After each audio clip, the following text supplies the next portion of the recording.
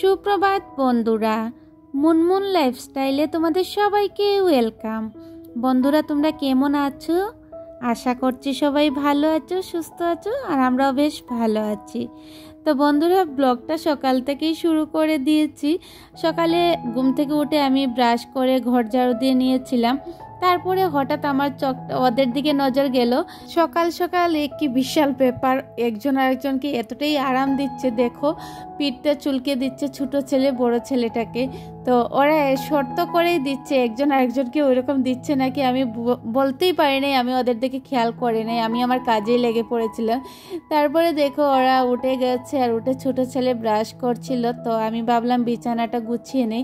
সকালবেলা দেখবি বিছানাটা অগুছানো থাকলে একদমই ভালো লাগে না। ঘুম থেকে ওঠার পরে কতক্ষণে মনে হয় বিছানাটা গুছিয়ে নেব। আর কালকে রাত্রে না বেশ ভালো বৃষ্টি দিয়েছিল, যার কারণে ওয়েদারটাও বেশ ভালো ছিল, গরম ছিল না। তো দেখতেই পাচ্ছ জানলা দিকে এদিকে সবুজের মেলা দেখা যাচ্ছে, আর এখান থেকে না বেশ ভালো একটা ভিউ দেখা যায়। তোমরা দেখো আমার বেডরুম থেকে এতটাই সুন্দর লাগে, মানে কি বলবো, মানে যখন একা থাকি মন খারাপ থাকে, এখানে বসে থাকলে মনটা অনেকটাই ভালো হয়ে যায়।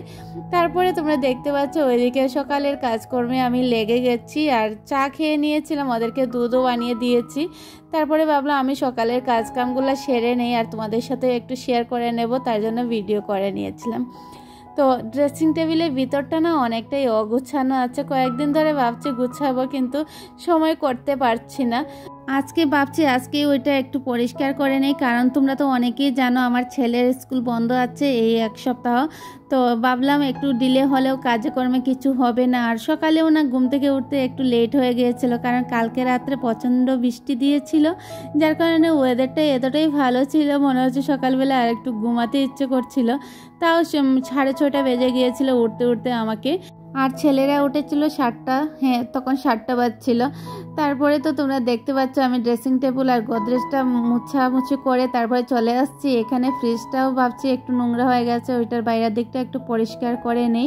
আর ওই রুমটা আমি আগে ঝাড় দিয়ে বিছানাটা গুছিয়ে চলে এসেছিলাম ওই রুমটাতে, আর ক্যামেরা করতে ভুলে গিয়েছি। আর ক্যামেরা করতে ভুলে গিয়েছি না, আর সঠিক আরেকটা কথা কি, মানে ব্লগটা এতটাই লম্বা হয়ে যায়, সব কাজকাম শেয়ার করলে না ব্লগটা আমি নিজে যখন এডিট করতে বসি অনেকটা আমাকে বাদ দিতে হয়, কারণ অনেকটাই লম্বা হয়ে যায়। তাও তো আমি স্পিড দিয়ে আমি মানে ভিডিওটা এডিট করি। তো মনে করি এত কষ্ট করে ভিডিও করেছি আর তোমাদের সাথে শেয়ার করব না, ওইটাও ভালো লাগে না। তারপরে তোমরা দেখতে পাচ্ছ ওই রুমটাও ঝাড় দিয়ে দিয়েছি। আর এদিকের বিছানার নিচটা আজকে মুছাই নেই, কারণ গতকালকে ভালো করে ঘরটা মুছেছিলাম। তো এখানে তো তোমরা অনেকেই জানো এখানে আমার ঠাকুরও আছেন। তো ঠাকুরের জন্য মানে রোজ দিন আমি ঘর মুছা রোজ দিন রেগুলার রাখি, কারণ ঘর না মুছলে না একদিনই ভালো লাগে না। আর বাচ্চাদের ঘর দেখবে একটু পরিষ্কার পরিচ্ছন্ন না থাকলে বিশেষ করে ওদেরও অনেকটা ইনফেকশন হয়ে যায়, যার জন্য আমি রোজ দিন একটু লাইজল দিয়ে হলেও ঘরটাকে ভালো করে মুছে নিই। তো বিছানার নিচটা গতকালকে ভালো করে মুছেছিলাম বলে আজকে সামনের দিকটাই মুছে নিচ্ছি। তো এদিকে দেখতে পাচ্ছ আমি ওই রুমটাতেও চলে আসছি। আর তো সব কাজ না তোমাদের সাথে যখন শেয়ার করব ভাবি ব্লগটা দেখি না অনেকটাই লম্বা হয়ে যাচ্ছে, কিন্তু কি করব আমি বুঝে উঠতে পারছি না। তোমরাই বলবে আমার ব্লগটা কি বেশি বড় হয়ে যায় না ছোট, তোমাদের ঠিক লাগে? তো ওইটা তোমরা কমেন্ট করে আমাকে জানিও। আর তোমাদের না তোমরা যেটা বলবে ওইটাই আমার কাছে পারফেক্ট মনে হবে, কারণ নিজের কথাও না দেখবে বাজারে গেলে একা যদি যাও একটা জিনিস কিনতে, তখন মনে হবে সঙ্গে যদি অন্য কেউ থাকতো আমার একা পছন্দ হয়তো বা ঘরে নেওয়ার পরে ভালো লাগবে না, ওই রকমই মনে হচ্ছে আজ আমারও। কারণ ব্লগটা বুঝতে পারছি না বড় হয়ে যাচ্ছে না ছোট হয়ে যাচ্ছে, তোমাদের ভালো লাগছে কিনা না কিছুই আমি বুঝতে পারছি না, যার জন্য তোমাদেরকেই আমি জিজ্ঞেস করছি। তোমরা আমাকে কমেন্ট করে জানিও, কিন্তু আমি অপেক্ষায় থাকবো। তারপরে দেখতে পাচ্ছ ঘরটা মুছে নিয়েছিলাম আর বারান্দাটাও মুছে নিচ্ছি। এবার তো বারান্দায় চলে গেছিলাম, আর ক্যামেরাটা না এমন একটা জায়গায় সেট করেছি পুরোপুরি বারান্দাটা দেখা যাচ্ছিল না, তাও ভাবছি যতটুকু মানে ভিডিও করেছি তোমাদের সাথে শেয়ার করি। আর এদিকে দেখতে পাচ্ছ এর দিকটা হচ্ছে না মানে একটু ছোট বারান্দা, আর নিচের বারান্দাটা অনেকটাই বড়। আমি ওই দরজা দিকে গিয়ে ওই দিকের বারান্দাটা মানে পরে মুছেছিলাম, তো এটা আর তোমাদের সাথে আমি শেয়ার করি নাই, কারণ ব্লগটা দেখছি অনেকটাই লম্বা হয়ে যাচ্ছে। তারপরে আমি ঘর মোছা শেষ করে ওদেরকেও চান করিয়ে দিয়েছিলাম, ওরা দুজন বসে আছে। তো ওদেরকে আমি বলেছিলাম তোমরা বসে থাকো, আর ওরা নিজে নিজে কেক নিয়েছিল, নিয়ে খাচ্ছে। তারপরে আমি স্নান করতে যাবো ভাবছিলাম, আর ওইদিকে তোমরা দেখতে পাচ্ছ একটা ডগ চলে আসছে। আর আমাদের পাশের বাসার একটা দাদা আছে, ওদের বাসা ওই মানে ডগটা খুব সুন্দর, খুব ভালো লাগে দেখতে, কিন্তু আমার না অনেকটাই ভয় করে। তো এসে আমার ছেলেকে ডাকছিল, তজো তজো আঙ্কেল এদিকে আসো, ডগ নিয়ে এসেছি তুমি দেখবে। তো দেখতেই পাচ্ছ আমার ছেলে বারান্দার ভিতর থেকে ডগটার সাথে কথা বলছে, আর অনেকটাই ভালোবাসে কিন্তু মানে ভয়ও পায়। আমি যেরকম মানে দূর থেকে দেখতে ভালোবাসি, কিন্তু আমি আদর করতে একদম পছন্দ করি না, কারণ ভয় লাগে ওদেরকে, মানে জন্তু জানোয়ারদেরকে আমার সত্যি খুব বেশি ভয় লাগে, জানি না কেন। আর ওইটা না আমার মানে দু ছেলেরও সেম, মানে ওরা দূর থেকে দেখবে কিন্তু কাছে গিয়ে একদমই আদর করে না। তো তারপরে দেখতে পাচ্ছি আমি স্নান করে চলে এসেছি, আর এখানে ওরা বসে টিভি দেখছিল। এই এক সপ্তাহ ওদের ওই রকমই কাটবে, একসাথে খাওয়া, একসাথে চান করা, একসাথে বসে টিভি দেখা।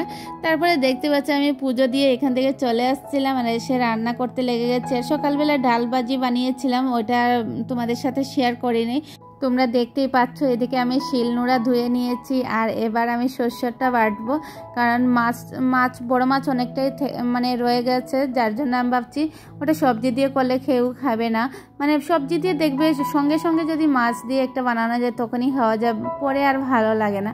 তো আজকে অনেক দিন পরে শস্য বাটা দিয়ে মানে মাছ চচ্চড়ে করছি, তো ভাবলাম তোমাদের সাথে শেয়ার করে নেই রান্নাটা। আজকে সকাল থেকেই মনে হয় কতক্ষণে দুপুরে রান্নাটা সেরে ওদেরকে খাইয়ে ঘুম পাড়িয়ে একটু নিজে রেস্ট নেব। তো তোমরা দেখতে পাচ্ছ আমি সব কাজ কিন্তু তাড়াহুড়ো করে করছি, ভিডিওতে যেমন দেখা যাচ্ছে একটু স্পিডে দেখাচ্ছি ওই রকমই তাড়াহুড়ো করে করছিলাম, আর যতটুকু পেরেছি ভিডিও করেছি, আর ভিডিও ঠিকঠাকই করেছি, কিন্তু ভিডিও না অনেকটাই লম্বা হয়ে যাচ্ছিলো, যার জন্য আমি অনেকটা স্কিপ করতে হয়েছে আমাকে। তো তারপরে দেখতে পাচ্ছি এদিকে মাছ তরকারিটা প্রায় হয়ে গিয়েছিল, আর এদিকে আমি চালটাও ধুয়ে নিচ্ছি। তো একসাথে আজকে রান্না কমপ্লিট করে আজকে আর ভাতটা পরে বানাবো না, ভাতটাও একসাথে বানিয়ে আমি রান্নাঘর থেকে যাব। তো দেখবে না পুরোপুরি মানে কাজ সেরে গেলে একটা মানে টেনশন ফ্রি থাকা যায়। তো আজকে ভাবছি অন্যদিন তো একটা টেনশন থেকে যায় যে ভাতটা বসাবো, কখন বসাবো, টাইম হয়ে গেলে বসাবো, কিন্তু আজকে ভাবছি একসাথে আমি কাজ সেরে রান্নাঘর থেকে বেরোবো। তো দেখতেই পাচ্ছি এদিকে আমি কুকারের মধ্যে চাল জল সব কিছু দিয়ে দিয়েছি, তারপরে কুকারটাও বসিয়ে দিয়েছি। আর মানে আজকে না আমি বেশি কিছু রান্না করছি না, শুধু মাছ চচ্চড়িটা করছি, আর সকালবেলা ডাল আর ভাজিটা রয়ে গিয়েছিল, একটু বেশি করে নিয়েছি। তো দুপুরবেলা অনেকটাই মানে প্রথম দিকে ডাল ভাজি দিয়ে খেয়ে তারপরে মাছ তরকারিটা দিয়ে খেয়ে নিলেই হবে। আমরা মধ্যবিত্ত, আমাদেরকে একটু হিসেব করে না চললে কি আর হবে। আমাদের ডাল ভাজিটাও হচ্ছে আমাদের প্রিয় খাবার, আর তার সাথে একটা তরকারি একটা সবজি হলেই হয়ে যায়। তো তারপরে দেখতে পাচ্ছ এদিকে আমি বাসনগুলো ধুয়ে নিচ্ছি এক এক করে। কতক্ষণে আমার লেগেছিল যে একটু কাজ সেরে গিয়ে আবার একটু বিশ্রাম নেব, কারণ দুপুরের রান্নাটাও আজকে খুব তাড়াতাড়ি করে নিয়েছি, 12:30টার ভিতরে আমার রান্নাটাও কমপ্লিট হয়ে গিয়েছে। আর খেতে খেতে তো 2টার পরেই, বেশিরভাগ 2টা 2:30টার দিকে খাওয়া হয়, কারণ সকালে আমরা খাওয়া দাওয়া করি, যার জন্য আমরা দুপুরে খাওয়া দাওয়াটা একটু দেরি করে করি। আর যারা মানে সকালবেলা মানে সেরকম কিছু খায় না, তো তাদের জন্য 1টা-1:30টার দিকে মানে লাঞ্চ টাইমটা ওদের ঠিকই আছে। তো আমরা তো একটু সকালবেলা না খেলে আর পারি না। তো তারপরে দেখতে পাচ্ছ এদিকে আমার বাসন ধোয়া হয়ে গেছে, রান্নাঘরটা পুরো ক্লিন করে নিয়েছিলাম। তারপরে ওই ছোটো ছেলেকে নিয়ে একটু বসেছিলাম ফ্যান চালিয়ে, চুলটা ছেড়েছিলাম, তো বুঝতে পারছো ভিজা চুল নিয়ে এতক্ষণ কাজ করেছিলাম, এবার ফ্যান চালিয়ে বসেছি। আর ও না এখানে ছিল, আর ওর জনসন বেবির চিরুনিটা নিয়ে এসেছে, বলেছে মা তোমাকে চিরুনি করে দেব। আর আমার না খুবই ভালো লাগে, কেউ যদি আমার মাথায় এরকম করে চিরুনি করে দেয় না, খুবই আরাম লাগে। তো আমি বলেছি ঠিক আছে আমি বসে আছি, তুমি চিরুনি করে দাও। আর ও না এত সুন্দর করে মানে কোনো ব্যথা দেয় নেই, আমার চুলে টানাটানি করে নেই, খুব সুন্দর করে চুলটা চিরুনি করে দিচ্ছিল।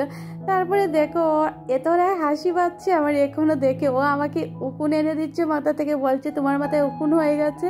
তো আমি ভাবছি সত্যি নাকি, তো পরে তো বুঝতে পারছি ও ডং ডং আমার সাথে এরকম করছে। আমি এটা ভালো করেই জানি আমার মাথায় উকুন নেই, কারণ আমার মাথায় উকুন থাকতেও পারবে না, এক রাত্রবাসী হতেও পারবে না, এতটাই মাথা গরম। তারপরে তোমরা দেখতে পাচ্ছ ওদেরকে খাইয়ে আমি বিছানায় নিয়ে এসেছি। তো বন্ধুরা আজকের ব্লগটি এতটুকুই। আর তোমরা যারা আমার চ্যানেলটিকে এখনও সাবস্ক্রাইব করো নাই, প্লিজ সাবস্ক্রাইব করে দিও। ভালো থেকো, সুস্থ থেকো, ধন্যবাদ।